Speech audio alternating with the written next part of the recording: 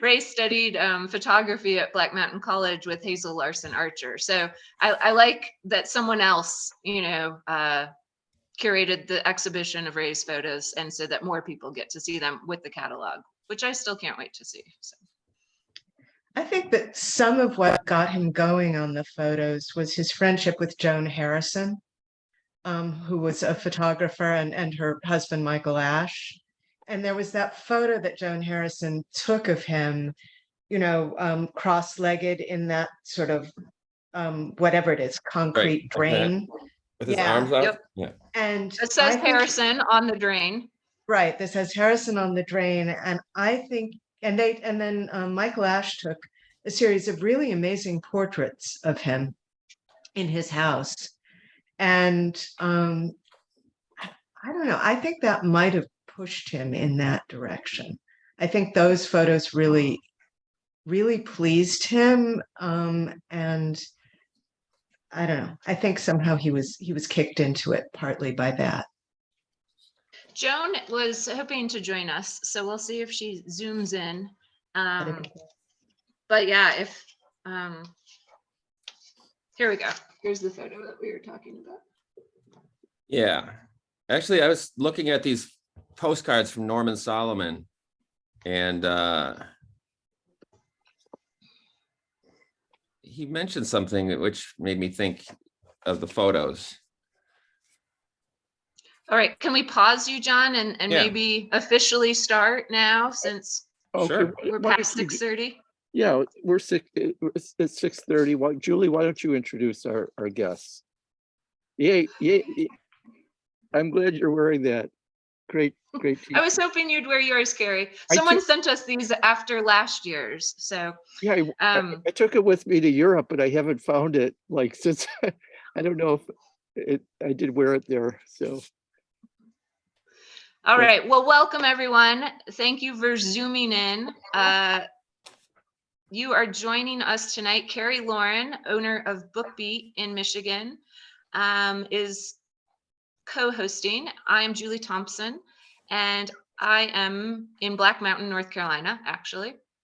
But we are welcoming you to the second annual Ray Johnson Unbirthday Zoom. Ray's birthday is on the 16th, so we've convened this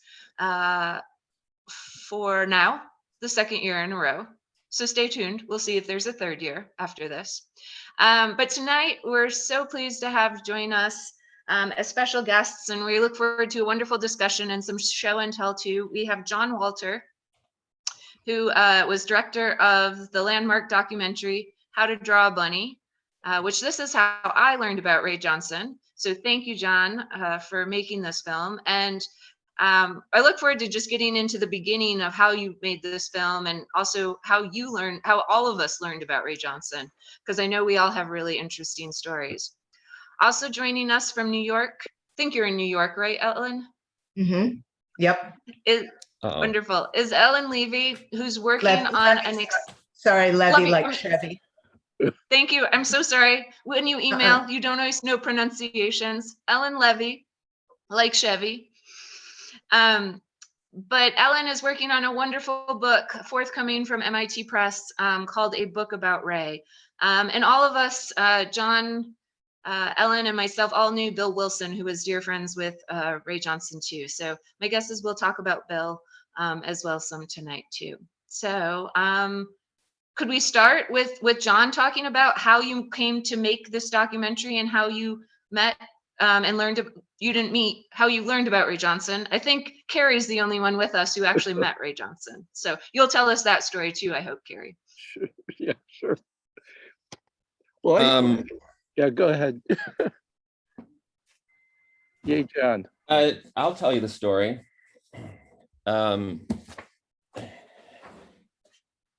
I think it was around 1987, 1988. I was living in Detroit, and I was in a rock and roll band, and interested in art and getting out of Detroit. And the BookBeat was the one place I could go where I didn't feel like nobody knew what I was talking about. And I came into the book beat one day and Cary said, you should come by the store later on tonight. Ray Johnson's going to be doing a performance. Oh, And I that's great. said, who is Ray Johnson? And Cary said, well, he's an artist, and he did some of these early pop art works, and and I was like, oh, well, what's he going to be doing at the bookstore? A performance. And so I said, well, I can't come because I have band practice tonight. And then Cary, without missing a beat, said, you should bring the band.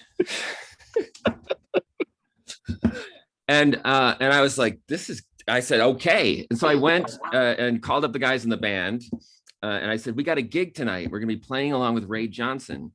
And nobody wanted to do it. They were scared because we didn't improvise. But I was like, you guys haven't read Gertrude Stein. You don't need to improvise, just repeat. Like, we'll just do the same thing over and over again as long as it takes. But no, they didn't want to do it. So I went to band practice and I missed that event. So that was my near miss with Ray, because that would have been a gorgeous introduction, right? Like playing along with Ray's performance. Can people hear me? Yeah. Okay, good. So then cut to January 1995. I'd been living in New York City and I was directing a PBS documentary about Thomas Alva Edison. And I was back in Detroit shooting the Menlo Park laboratory that Henry Ford had brought from New Jersey, along with 5 tons of New Jersey earth, and reconstructed Edison's Menlo Park laboratory. So I was shooting there. And then we spent like 2 or 3 days shooting in Detroit. And actually my grandmother died while I was there. And so I ended up staying a little bit longer.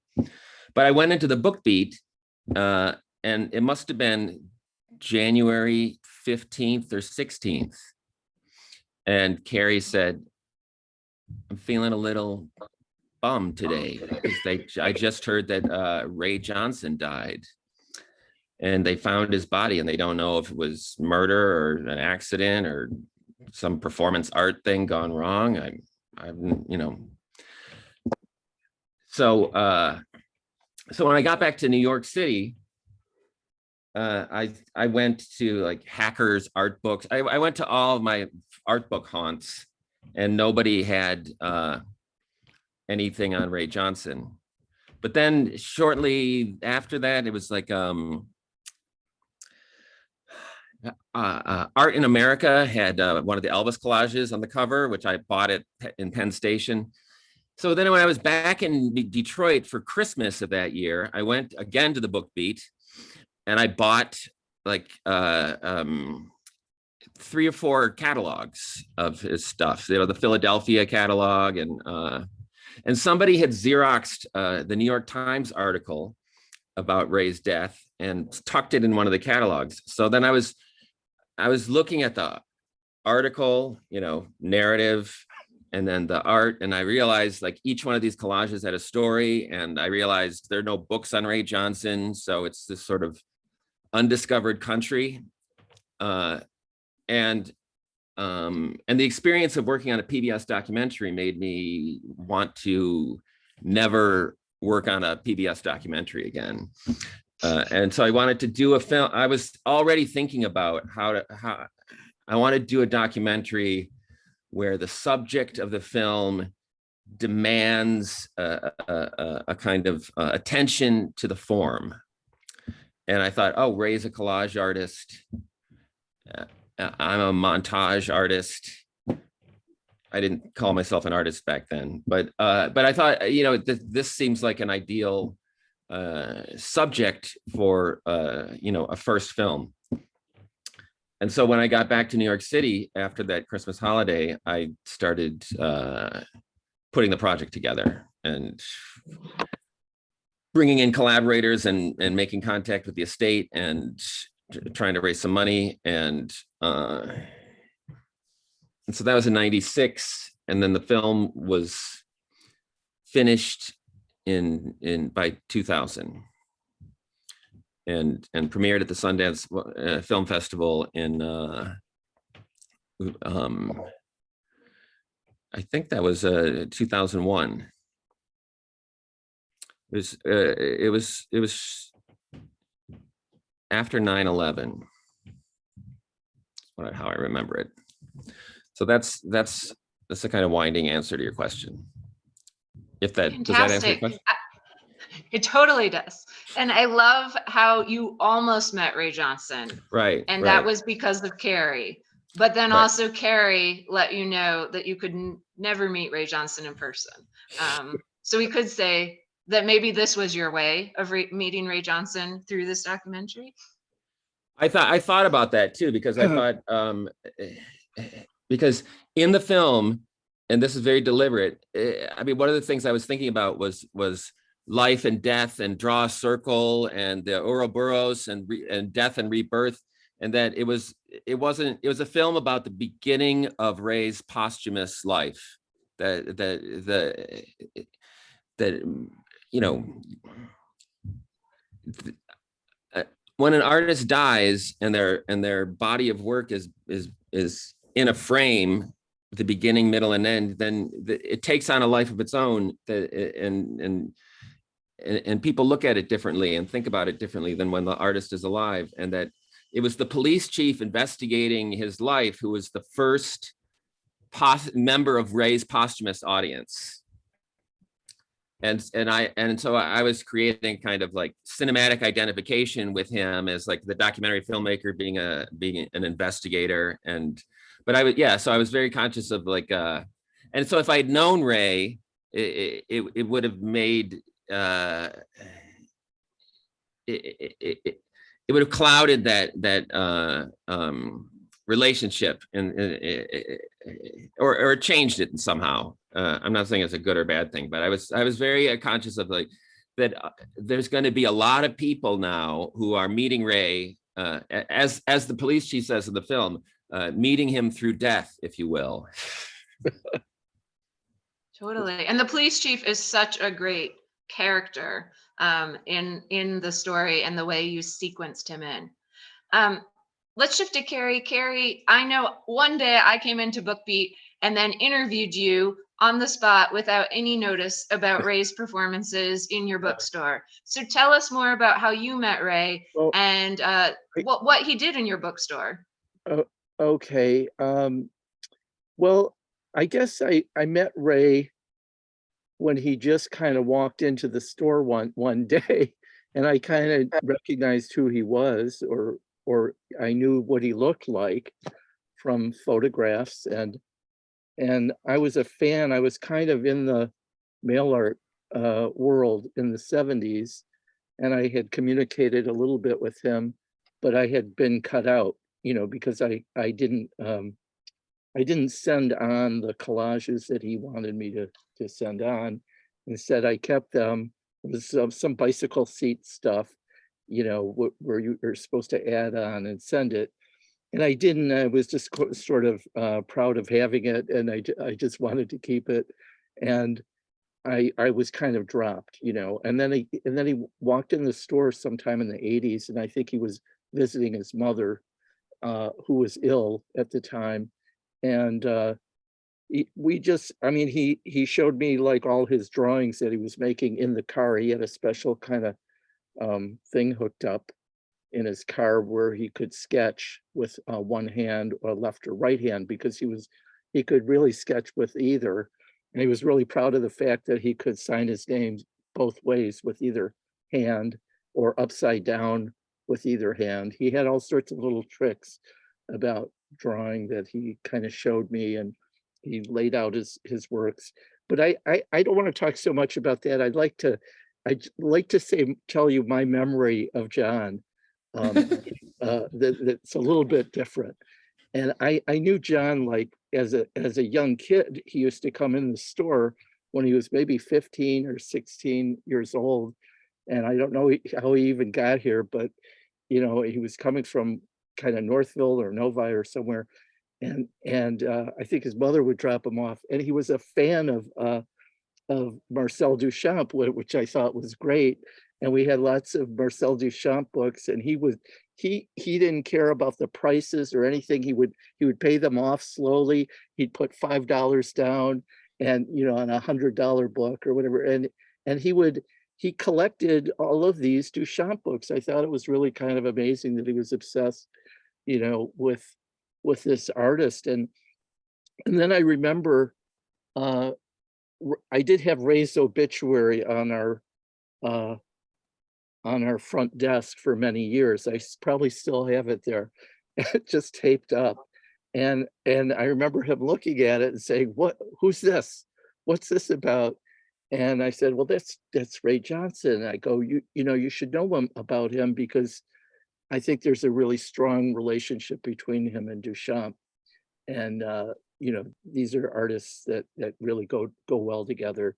And I think you did. I think that's when you started to buy catalogs and things and became more involved, and you wanted to learn more. And I told you about Billy Name, who was a friend who introduced me to Ray Johnson. Or no, it was Ray Johnson that introduced me to Billy Name.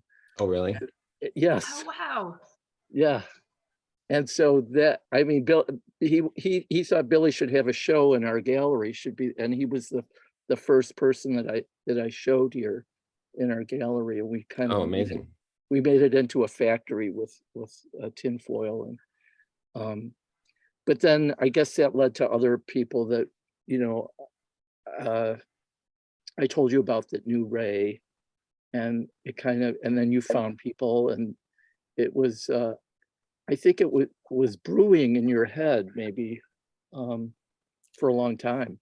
It was the year of finding out he had died, and then it was the combination of he would come up, like I would see him on the magazine cover.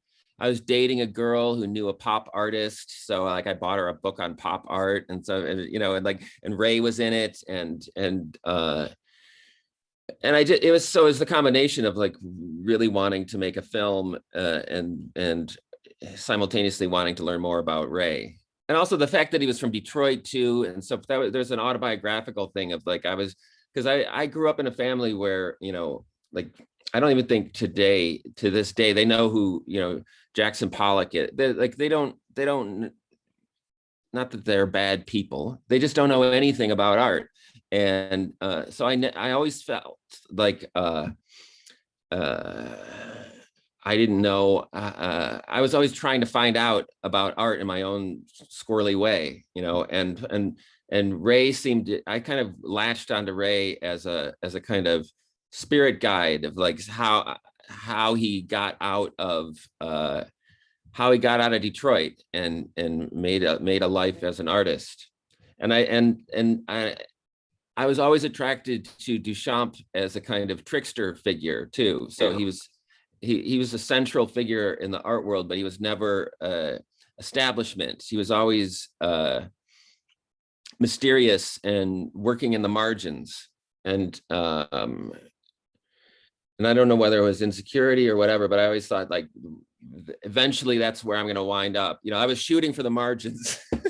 Well, I love that there's so much of this. And you made it. There's also a lot of Here we are. in the film itself. I mean, you use a lot of devices, like we were talking about the Orson Welles aspect of some of the scenes and some of the dolly shots, and there's so many quotes that you give in the film about films and about other films that I think are fantastic if you're a cinephile or a movie fan too. You lay a lot of traps and a lot of I think of it as rewards for people paying attention. Yeah, it's like, I'm sorry, you're right. No, Ellen, you posted that Jean-Luc Godard from the Green Box. Yeah. Right. That was a huge thing. That was so. Also, I'm just remembering that year I had gotten a bootleg copy of Jean-Luc Godard's Histoire du Cinéma parts 1 and 2, and watching those, I realized I could make a movie, because he was using VHS tapes. I So always you were thought, starting like, with something like really easy. I'm but I didn't. I just thought if it was like, I have the tools to do it. So I borrowed a high-8 camera. It was like, I literally started shooting it. Godard liberated me to think about just going out and making the film with the tools I had. And then when I saw that little, I put that shot of that collage at the very end, almost as a kind of thank you to Godard. I mean, even like I literally am using the music from Alphaville when the police chief shows up. I mean, the movie's full of Godard quotes, you know? Yeah. And I thought, like, I actually thought when people saw that little Godard thing at the end, I would be busted and they would think, oh, he's just ripping off Godard. But that's not how people watch movies. Ellen, I actually don't know your story. Will you share how you learned about Ray Johnson and have come to work on him? Well, I had seen the film. I actually knew John's collaborator, Andrew Moore, from college, and I saw the film. And in fact, Andy asked me if I would host the party after the film at the place I was living, which was kind of a good party place, but I was out of town. So we might have met back then, but we didn't. So, but I saw it and I loved the film, but the truth is, I didn't know enough about Ray to understand how dense the film was with information. And I didn't then see his art in person for a long time. And I had gone back to school late-ish in life to get a PhD. And my dissertation was on Marianne Moore and John Ashbery and Joseph Cornell and their sort of interconnections, personal and artistic. And in the middle of that, I saw one of the big Feigen shows of Ray Johnson's work. I was like, there were two reactions. One, oh my God, this guy is obsessed with Marianne Moore and Cornell as I am. And two, where has he been all my life? I love this stuff. I love it. And I got kind of obsessed and I went to the estate and researched a talk and gave a talk, and the estate published the talk as a catalog article for those little catalogs they were doing at the time. But even then, and then my dissertation came out as a book. And it was funny that John said that thing just a minute ago about PBS, because I published the book and then I thought, I never want to write another academic book again as long as I live. I mean, going back to school got me back to writing after a long dry spell, but still, I never wanted to write that way ever again. And I wanted to find a subject that, precisely as John said, would force me to sort of, mess up my head again and do some and remake a style for the book and for myself. And then, so I had this idea that I could do this, although I didn't really know if I could do it. And so then I approached Frances at the estate, because I talked to her before and said, would you support my doing, a book? Because of course they own all the rights to everything. So if you don't have their okay, you can't do anything. And she said, you have to go talk to Bill Wilson. And if he says, okay, you can do the book. So I went and talked to Bill Wilson and we talked, I met him, we talked for like 5 hours. And at the end, he said, I think you should do the book. And that was a million years ago. But the book is going to be the manuscript will be handed in December. Great. So Right. exciting. Well, and John, maybe this is a great moment. We'll just do maybe Cary, did you ever get to meet Bill Wilson?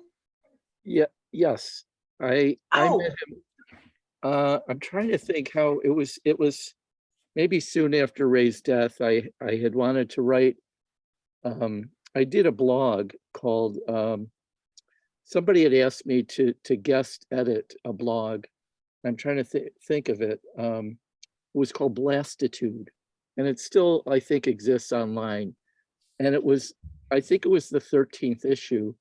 And I wanted to feature Ray in it, and I wanted to feature different kind of heroes in my life.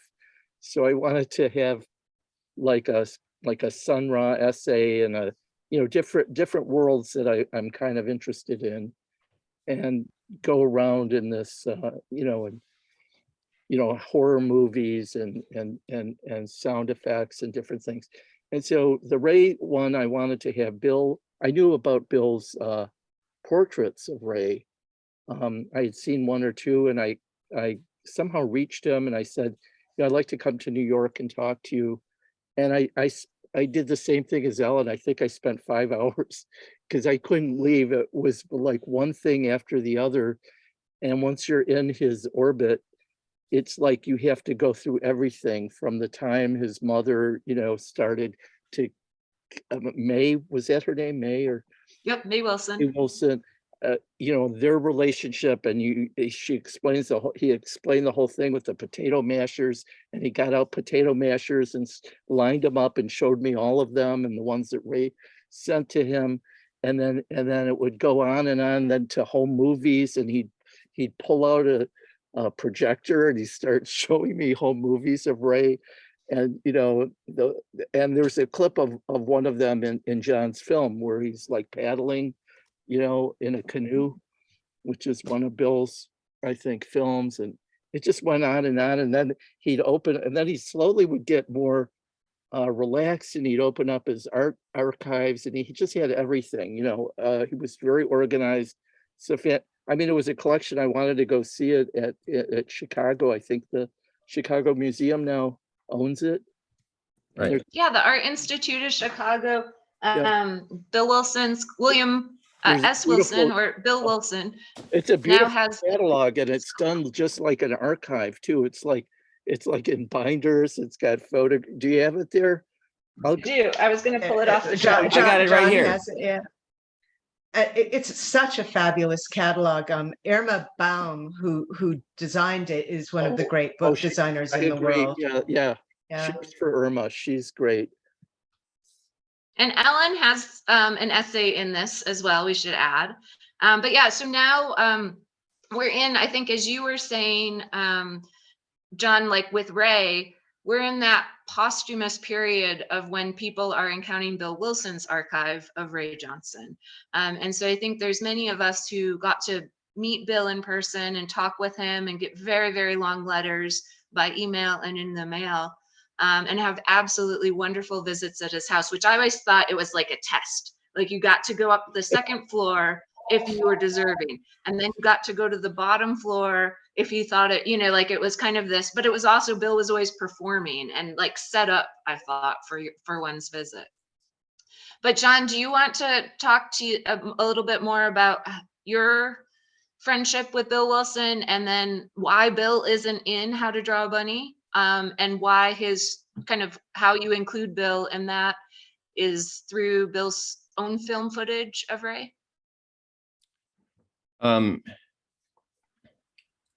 Well, Bill could vibe a kind of intensely fearsome energy, and he could intimidate people. And in fact, when I was first told about Bill Wilson, Francis said, I'll go talk to Bill for you. Like it would be dangerous for me to go and talk to Bill Wilson, just walking in off the street. But in fact, I think that was, you know, an armor that he put on, because he's really was like one of the sweetest, most gentle, generous softies that you'll ever meet, you know, and he was just a sweetheart. And I feel like he kind of took me to school, you know, and he started writing me letters, and I think he was trying to educate me in visual thinking and kind of defocused attention and making the lateral move instead of going into intense focus.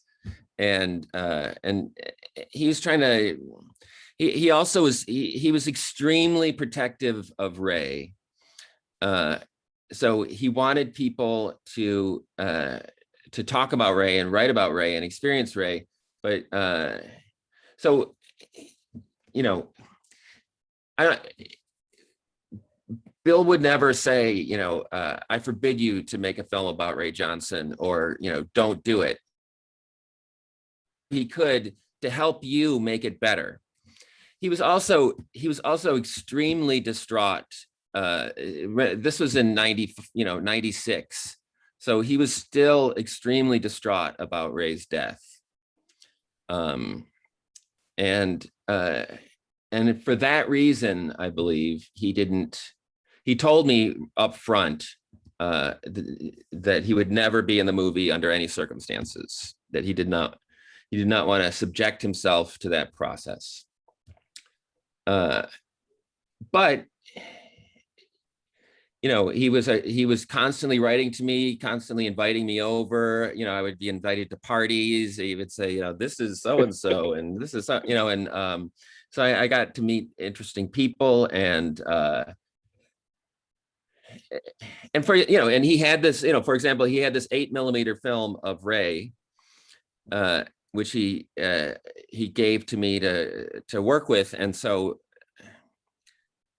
I mean, we had to find somebody with an optical printer. We made a 16mm negative from his, you know, we found somebody who had set, you know, like a kind of a denizen of the anthology film archives with an 8mm optical printer in their living room or some, you know, it's like, but we found, we were able to make a 16mm negative of his thing, which I made, then I could make it into then we could scan it and make it into a videotape. And so that's why he was able to show you the videotape of the thing. And I think I passed a test with Bill when somebody came from,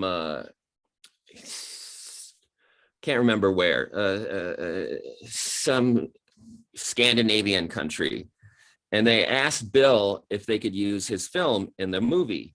And Bill contacted me and he said, but the only reason I can share it is because of the work you did, and your film's not out yet.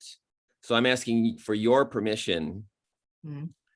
And I said, of course, go ahead, use it. Whatever this guy does, it's going to have nothing to do with my Ray Johnson film. No one's ever going to confuse the two. And the more the merrier. I think that he responded to generosity because it was a value. In fact, one of Ray's mailings was Ray asked people their favorite word. Do you remember this? Have you seen this, Ellen? Yeah. Yeah, I have seen this. Yeah.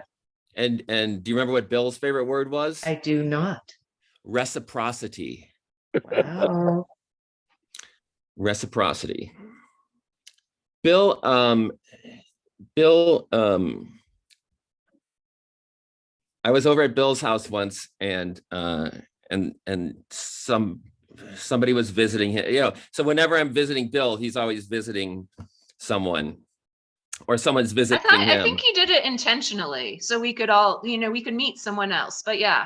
Right. There was it's always like, someone it's else like, who's there. visiting who, you know, it's like, Yeah.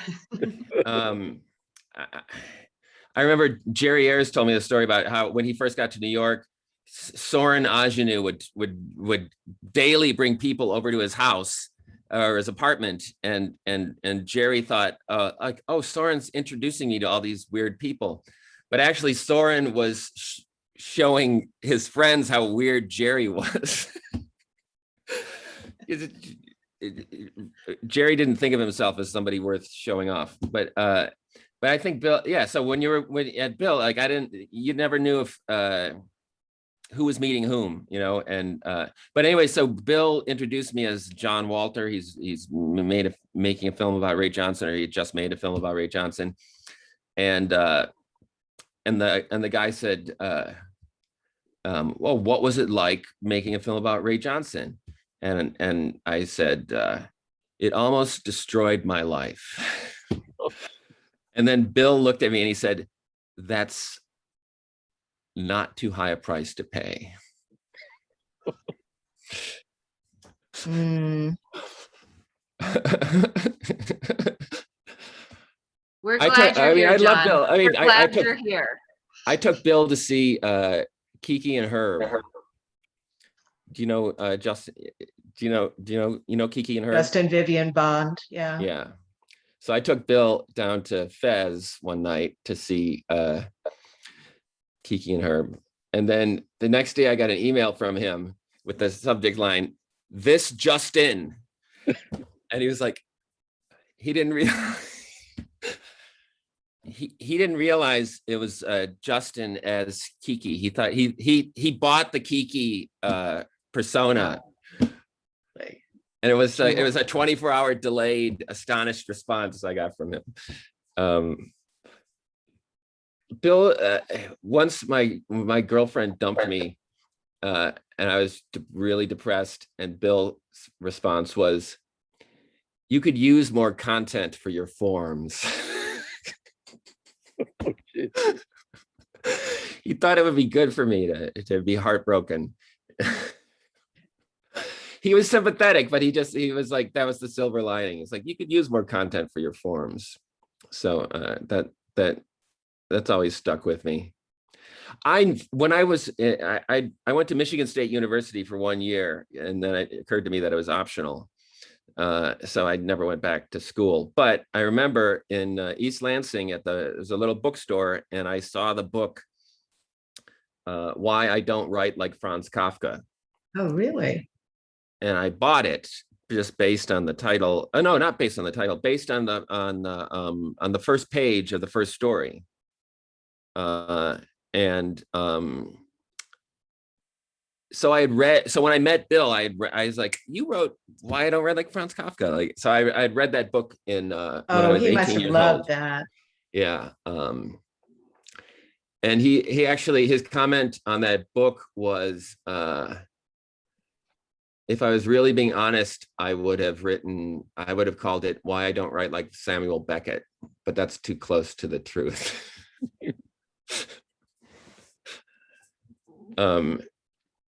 And I just, I have like a million memories of him, and probably like 24 significant kind of lessons that he taught me that I go back to all the time. I could show you.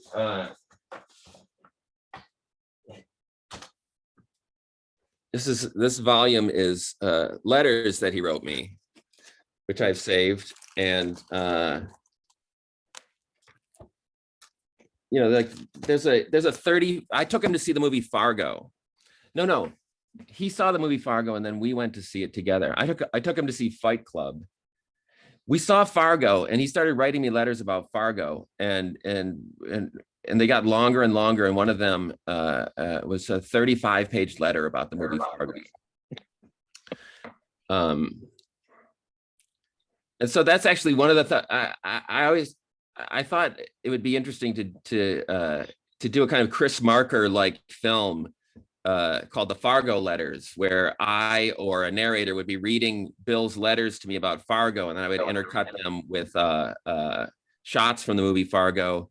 And because in the Fargo letters, he'll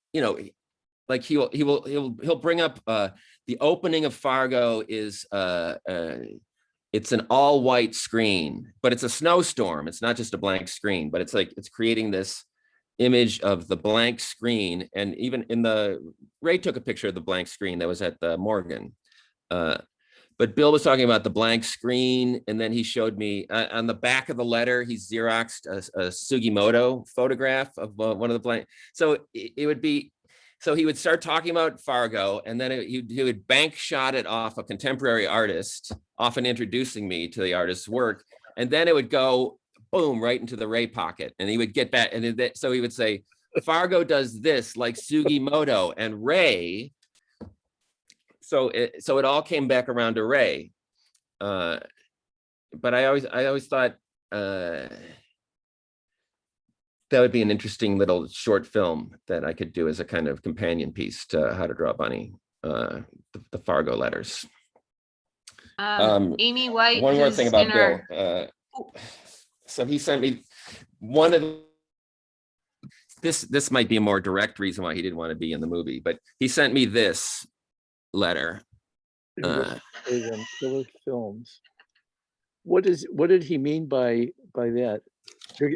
Was that inside? Okay. Sorry. Inside.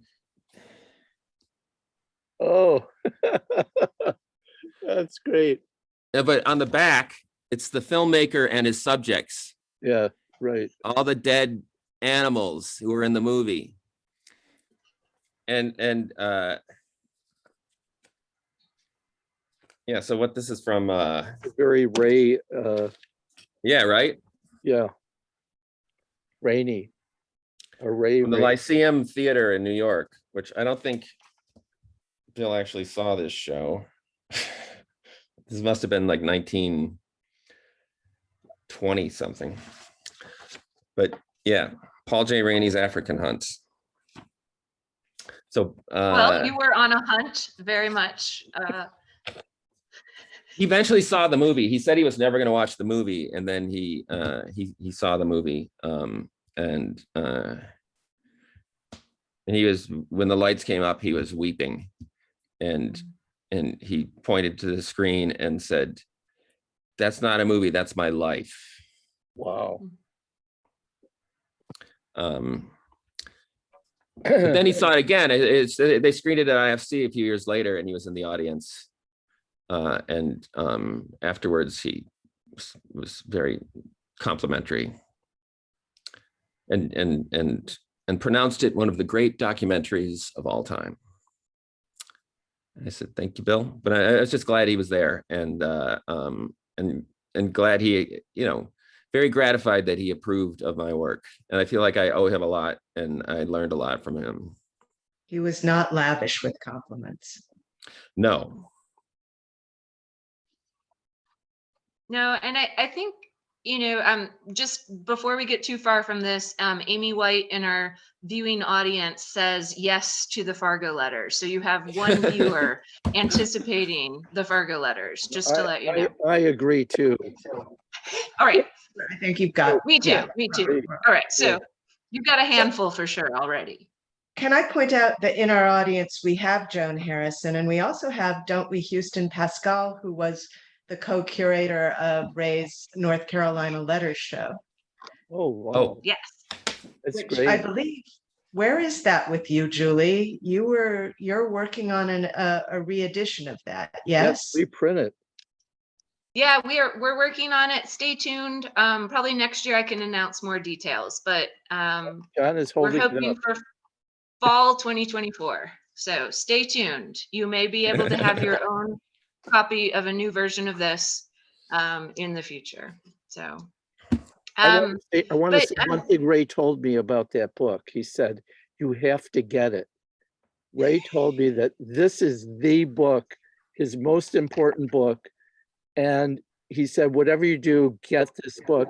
He actually found a used copy and sent me the information to get it. So that's how I got my copy. Yeah. The story goes, Mm-mm.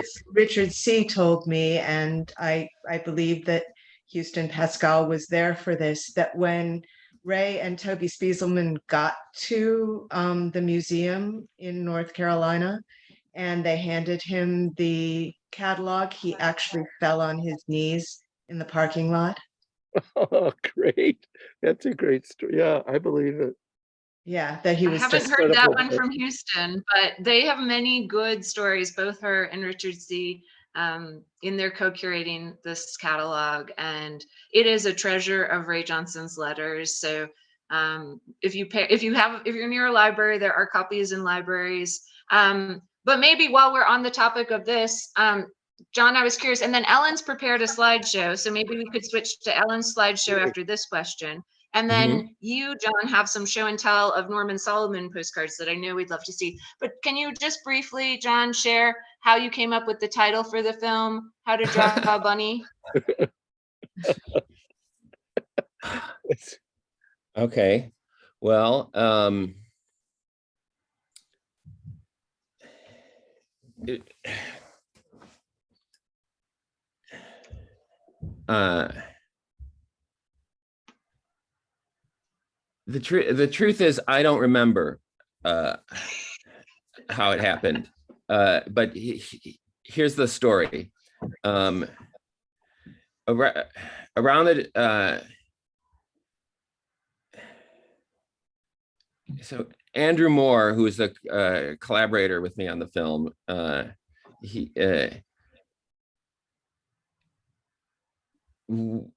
he got very upset when the movie came out because he felt like I, as the director and editor, was getting too much attention.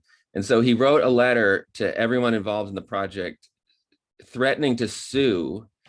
And then he added, if people are curious about my contribution, look no further than the fact that I came up with the title. So Andrew said he came up with the title.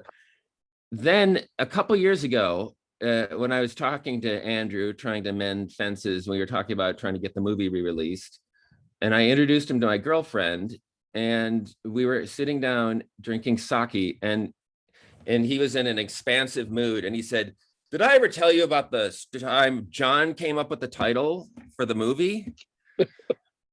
And I was just, but I remembered it. So what happened was, when Andrew shot the Thomas Edison documentary I did, I also knew Andrew was a photographer. So when I got back to New York and I wanted to find a collaborator, I called Andrew up because I knew he could shoot a movie. I had worked with him in the past, and I knew he knew people in the art world. So I knew he must know someone who knows Francis Beatty. So that's, and then as the project dragged on for years, I said, let's just call it a film by John Walter and Andrew Moore, since we're the only two people working on it, So it's like, it's the one time when that film by credit is justified. So that's how that came about. And then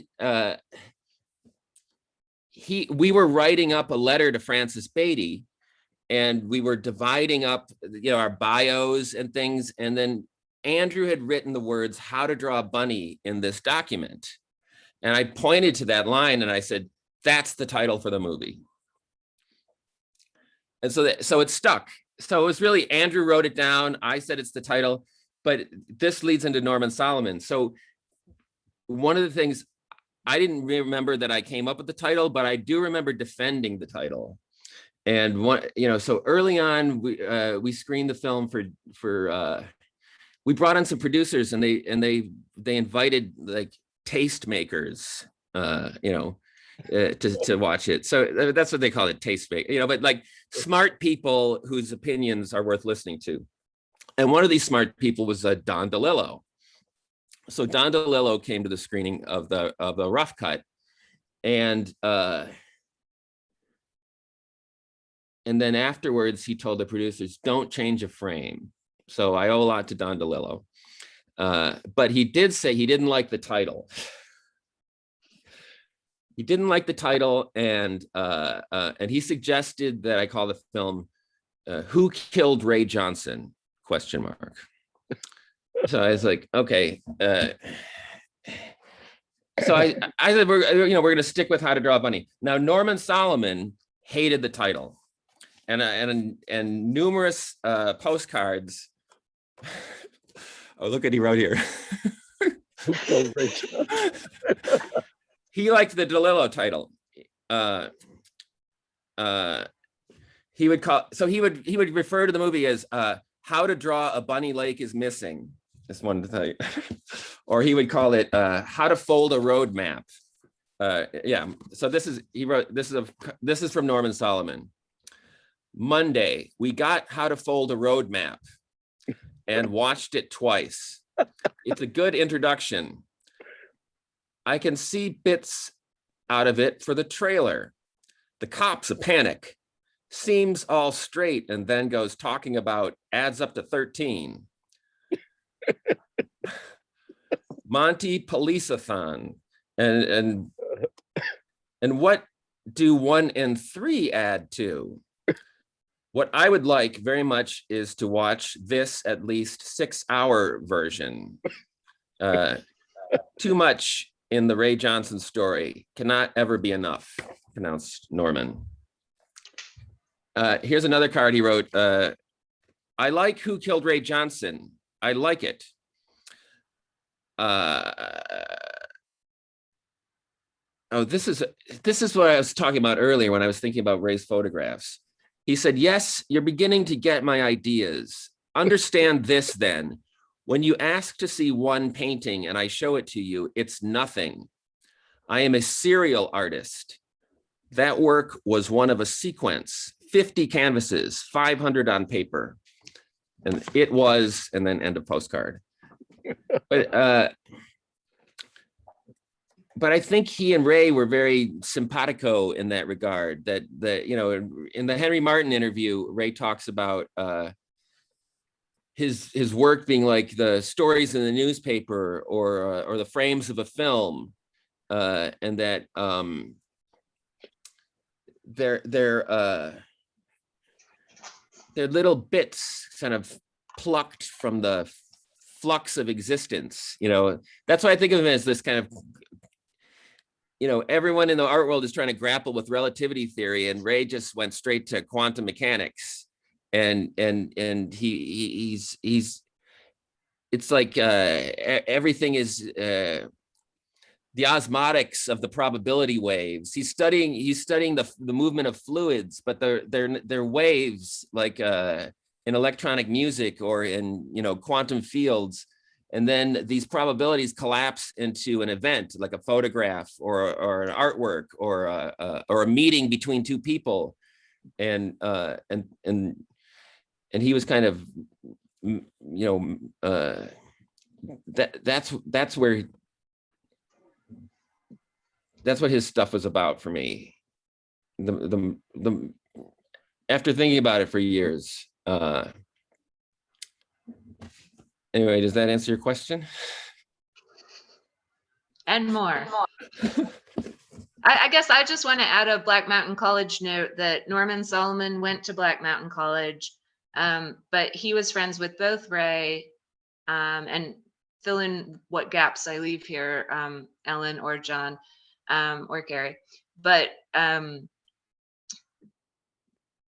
Bill was friends with Norman, Ray was friends with Norman, and meeting happened with also Hazel Larson Archer in New York City. So Ray and Norman didn't know each other at the time when each were at Black Mountain. They were at Black Mountain at different times. The story is that Ray was with Hazel in a Woolworths, and they ran into Dorothea Rockburn and Norman Solomon, and that's when they met. Fabulous. Norman seemed like a rather dangerous character to me. I had a really just a brief encounter with him, and it was had to do with photographs that he took of Jack Smith.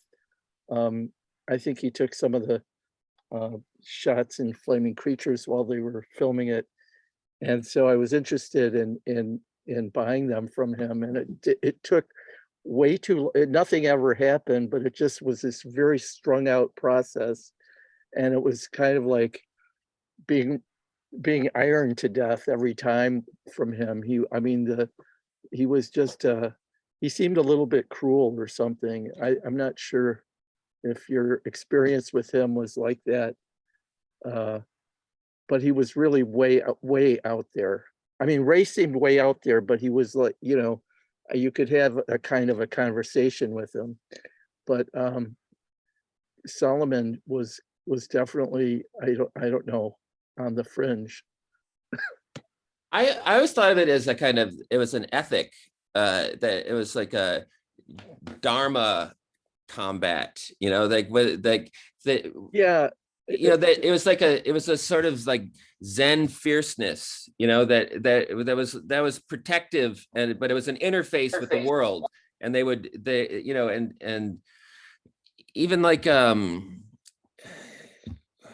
DePrima had this quality too, you know, and she was saying like we were all living like monks, and if you can imagine like a bunch of outlaw monks, you know, living together in the same neighborhood or in the same, you know, but and you could see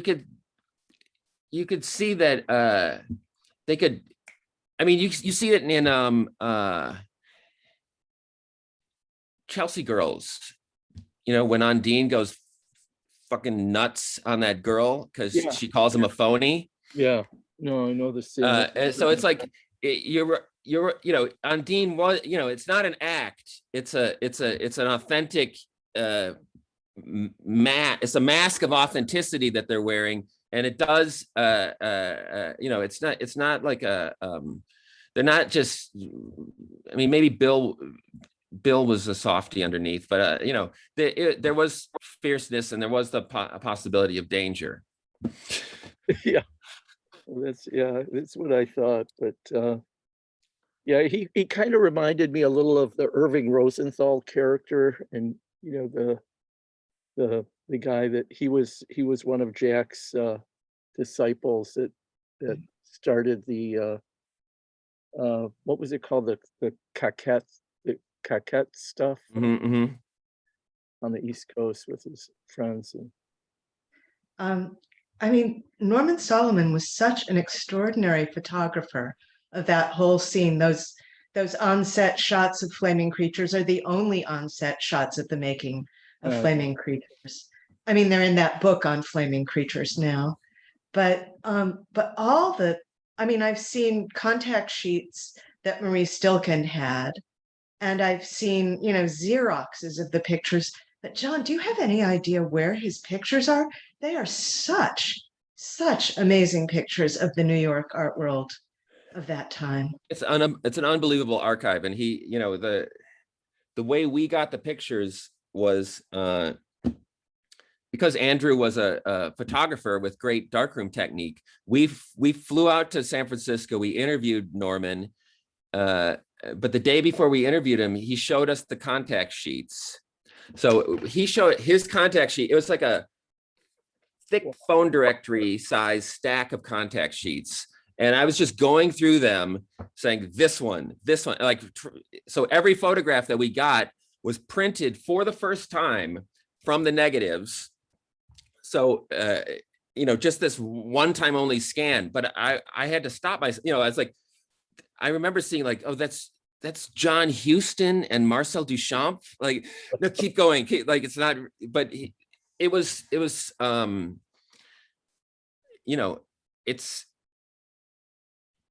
I don't know how to describe it. It's like a major body of work that's yet to be discovered. But do you know where it is? Is it in Japan? When he died, I mean, he was married to a Japanese woman named Takio. And Norman had a garage full. I mean, he had books that Ray had made. I mean, there's an amazing amount of material, including Norman's paintings and his photographs. And it belongs to his wife, or I don't know what she did with it. I mean, I don't know anyone who knew her. She was very protective of Norman, which is one way of putting it. She didn't, I mean, the buying stuff from Norman seemed to be problematic, because it was like you were buying it, from Takio also. And I remember Andrew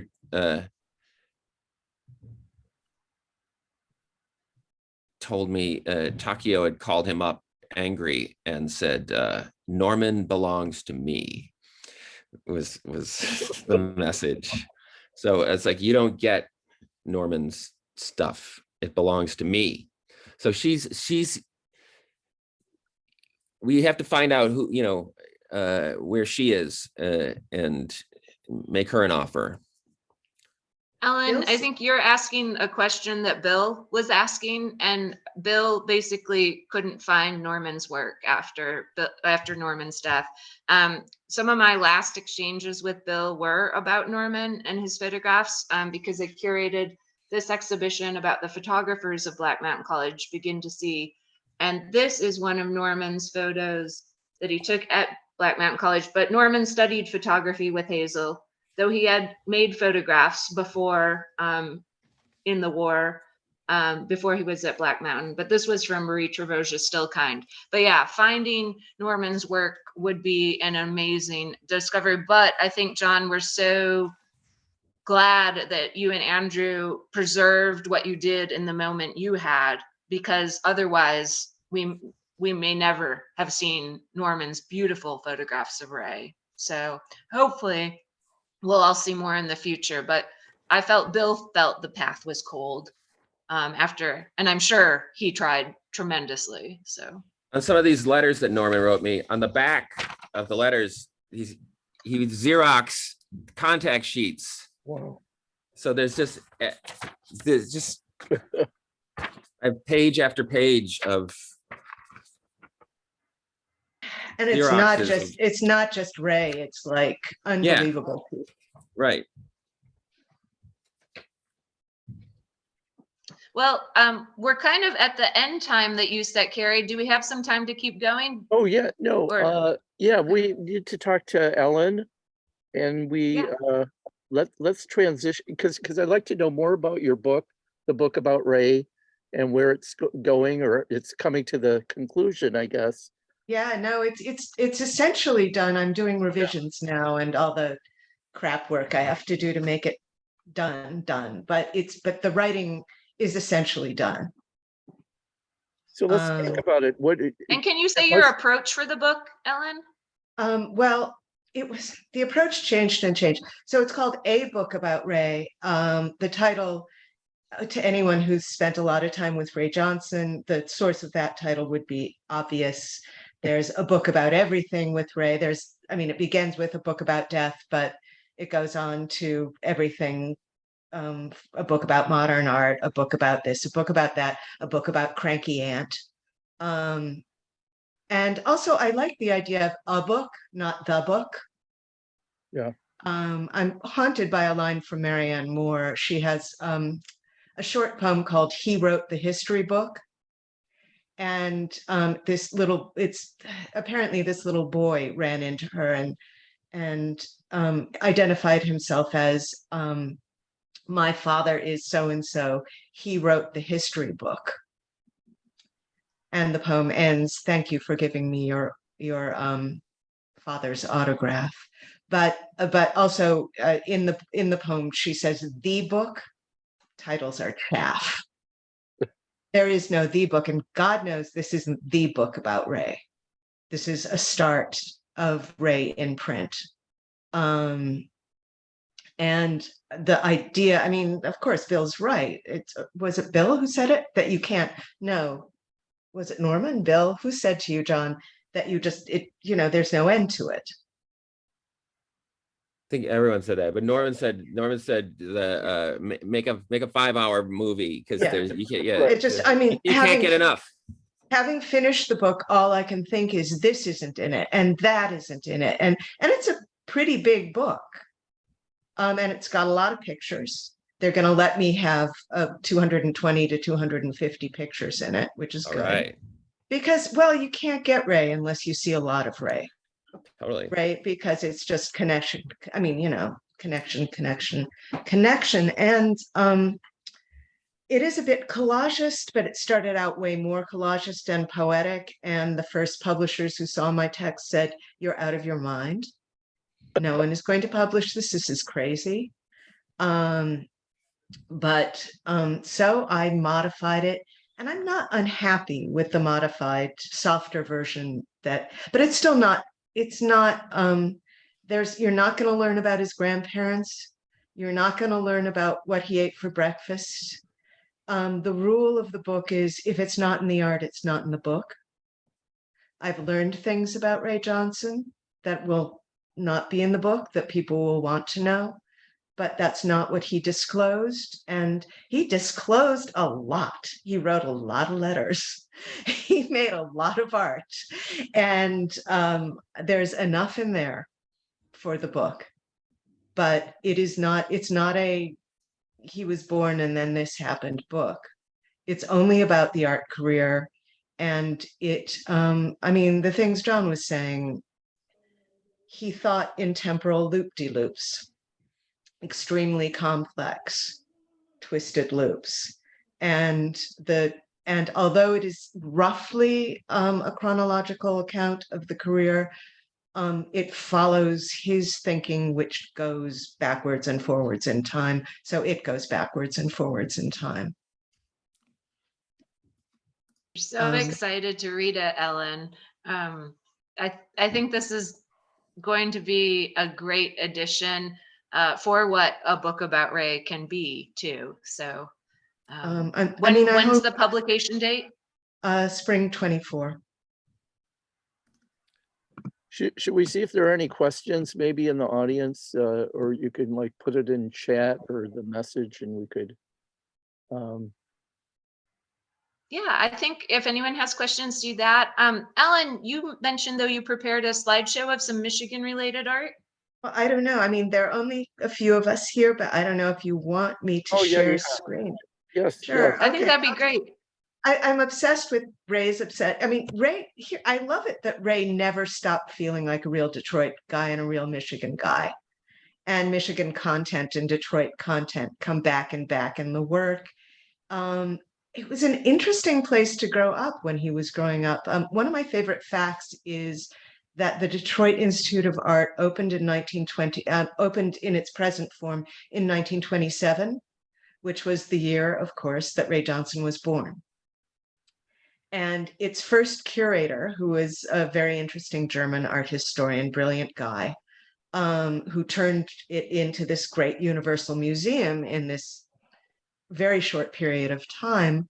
William Valentiner, right? William Valentiner left the museum the year that Ray went to Black Mountain.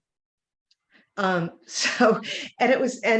this overlapped with a period in Detroit when a kind of art world was building in Detroit.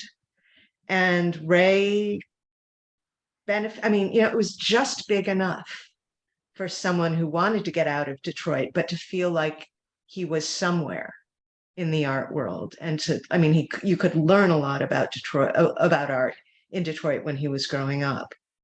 Arts and he went to education was Saturday. huge.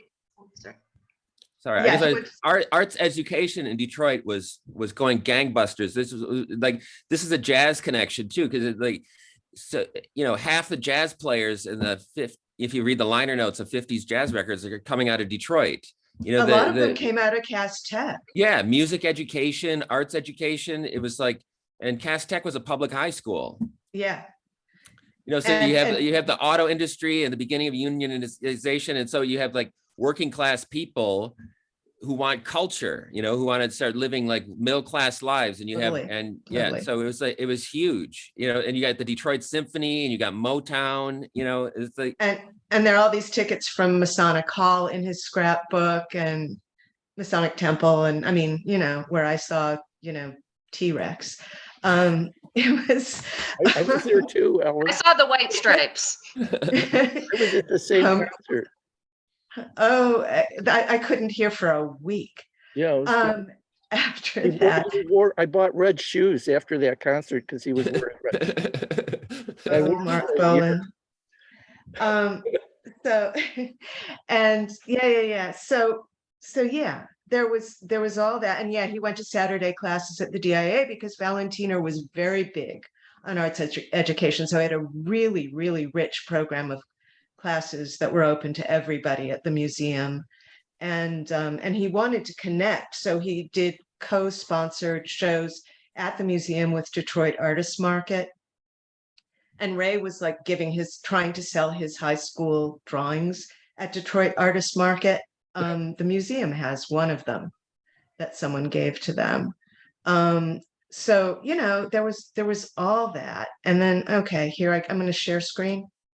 No, you have to let me, share, Cary. Do I need to do something You here? need to make me co-host Okay, how do I do that?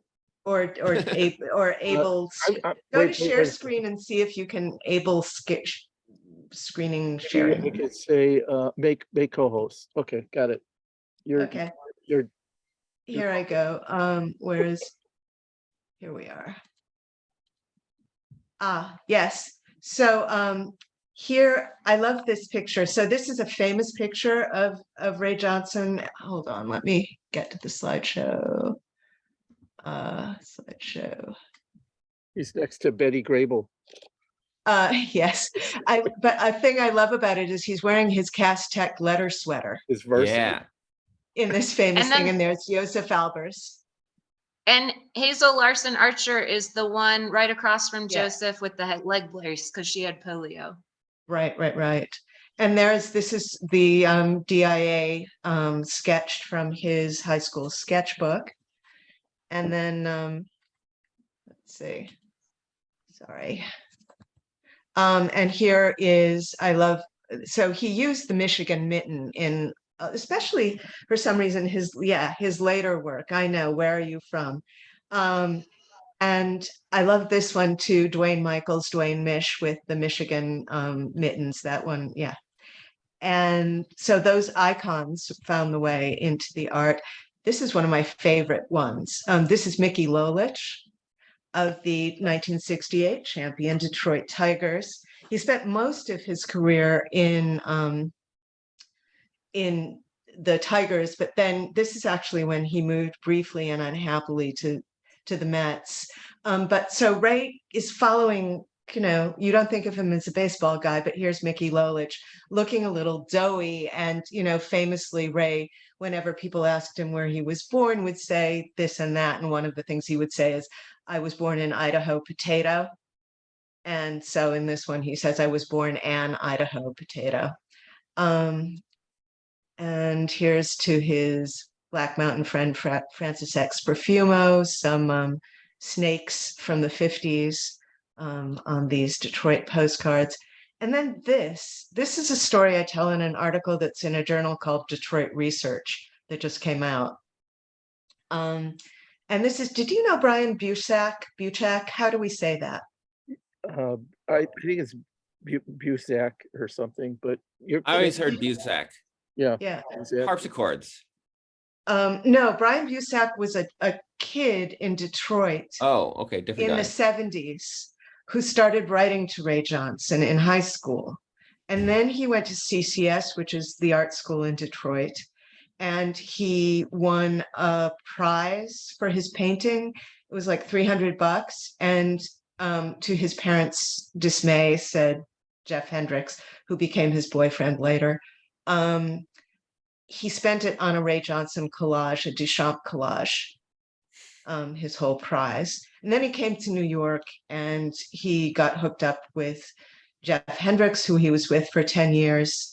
And this is from 1987. It's a series of mailings called the New York Correspondence Academy, or the New York Correspondence School Detroit edition. And there were 4 of them. And they happened when Ray came home to put his mother in a nursing home because she couldn't stay in her house any longer. And it's full of these. I mean, you, Cary, will know these people. Gil Silverman and Lila Silverman and Florence Barron and, all these Charlton Birch. Also, I invited Charlton here. I think he's referring to Charlton Birch. Yeah. I invited him. Who said, is he in the audience now? I invited. He isn't, but his name and his wife's name, Charlton and Andy, are here. And I invited him tonight to be a guest, but And this, so he sent these out, and it looks like it's going to be an event, but it's not really an event. But there were 4 of them, and one of them says a throwaway gesture for Brian Busack. And again, all these people, some of them are not Detroit people, but a lot of them are. So it's sort of the Detroit art world. Yeah. Oh, And then I John love this- Vandermark is there. Yeah. yeah, Mark- who started out at the Chicago Contemporary Art Museum and showed a lot of Ray's stuff there, and then came to Detroit. And on his watch, the first Ray Johnson collage came into the Detroit collection. Ray was always really pissed off that the DIA was not interested in his work. They and the weren't second, interested in Cornell either. They were offered the entire Cornell estate. right? Yes, and they turned it down. Well, Detroit's loss keeps being Chicago's gain. And but on this, I don't know if you can see it on this last one. This is the 4th flyer. The last date on it is July 4th, 1987, and that's the day that Brian Busack died of AIDS. Yeah, exactly. I like seeing Ken Michalowski and Anne's name. She was a wonderful artist, and he's a poet, still alive, a big supporter of the Cass scene here. Philip Glass's string quartet number 4 is dedicated to Brian Busack. Right, I remember that. Yeah, and Ray has a bunch of beautiful late collages with Brian Busack's name in them. So just, I don't know, this one, it's this funny fugitive kind of late life insertion of himself into the Detroit art scene, which never quite welcomed him home.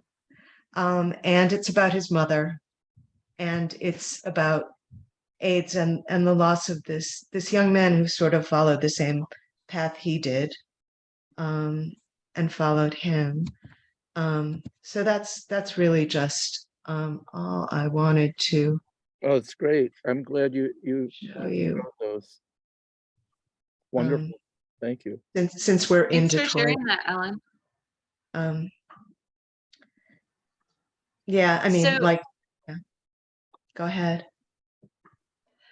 There is one more that comes to my mind that has more of a shape of Michigan, and there's the name Phyllis Floyd is in it, and I don't know if it's the same Phyllis Floyd that I had as an art history professor at Michigan State, but I actually took a Duchamp seminar with her, and I'm grateful for that. So it's so fascinating who Ray mentions, and then even if you're from Michigan, you wonder sometimes, is that the person I know, or is it someone else? But I was pleased in that last image with the circles on it, Ellen, to see Diane Spoderick mentioned there, and she did one of the interviews in the Detroit Arts magazine, and I was able to correspond with her briefly for the interviews book. But yeah, so many names that Ray puts into those. That's a wonderful book. I was hoping to see some of Ray's correspondent art fellows here. It seems like a different group that came this year, but I want to thank everyone. There are some notes here to read. I don't know if you could read. Somebody wrote point of information. This is H. Pascal. That's Houston Pascal. And so she Houston. was a curator of art at the North Carolina Museum of Art, and she co-curated the correspondence exhibition with Richard C. But she was just adding some details that William Valentiner, who we were talking about being at the DIA, came out of retirement to become the founding director of the North Carolina Museum of Art. And then their correspondence exhibition of Ray's letters was about 20 years after that.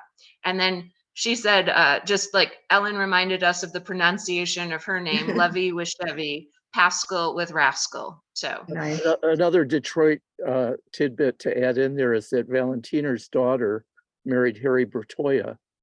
Right. The instructor here and a great sculptor. Yeah. One of the great Cranbrook figures. And I think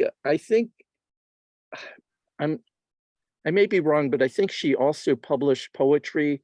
I have some poetry books, I think, by her, like letterpress, really fancy kind of letterpress poems, but very kind of romantic, in a kind of romantic way. Mhm. I also see that Deanna Horton, who is present, hi there, says that she lives in Locust Valley, and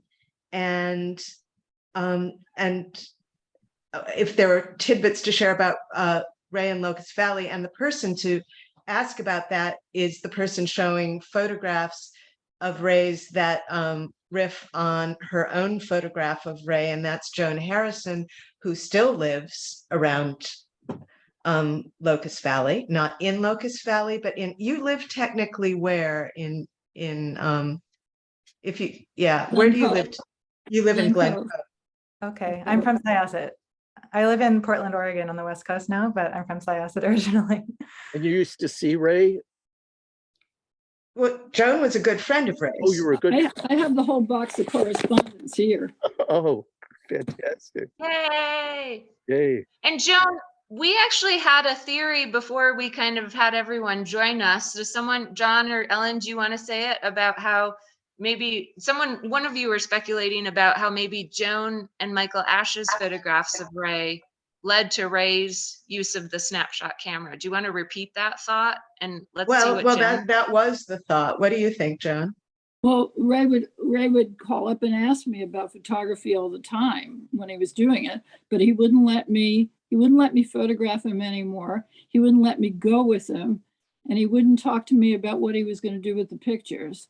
And the two pictures I held up to you are all I saw of his work until much later, when Bill Wilson started contacting me and showing me pictures and saying, "Where is this?"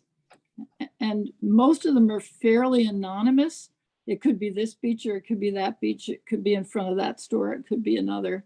You know, there was just the show at the Morgan Library of all those pictures from that time period. Listening to you guys talk about him, and also talk about Bill Wilson, I had such a different relationship with these people, because it was more like they were friends than any kind of, I mean, it was art world too, but it was more personal, I guess. And less, it was about art too, but it was also personal. I mean, when I would go to Bill Wilson's, he met my daughters. They came with me several times to his house. I was taken upstairs to see Mae Wilson's work right away, and downstairs to see Ray's work right away. Just funny. In terms of the film, How to Draw Bunny, all of us who knew Ray just looked at that film and went, who are all these other people? I mean, some of them we'd heard of, but it's like Ray knows thousands of people. And he had Joan said something amazing, a perfect thing to me about Ray, which is that with Ray Johnson, when you open it, behind every door, there's another 1,000 people. Oh, yeah. Oh, absolutely. Absolutely. I have the original where I first met him. I met him on a beach in Laddingtown, and this is what I got from him after that. This looks backwards to me. Can you see it right, or is it backwards? Yeah, no, it's We correct. can see it right. Yeah, It's showing up right. Here's the original dead bird wing he sent me. I still have it. It's like, yeah. I was going to have my first exhibit of photographs at Nassau County Museum, and he was going to have his major show at Nassau County Museum. And he thought I was Janice Parente. And I said to him, I'm not who you think I am, but I know the person you think I am. And he loved that strange connection. And we were just connected after that. It was That's really because you both had long red hair, right? Well, at the time, I didn't have red hair, but I had long hair and glasses. And I think the same shoes or something were about the same height. I mean, I knew Janice and Phyllis because I was working with them to show my work there. Who were the curators of his show at the Nassau County Museum? Nassau County Museum, yeah. Yeah.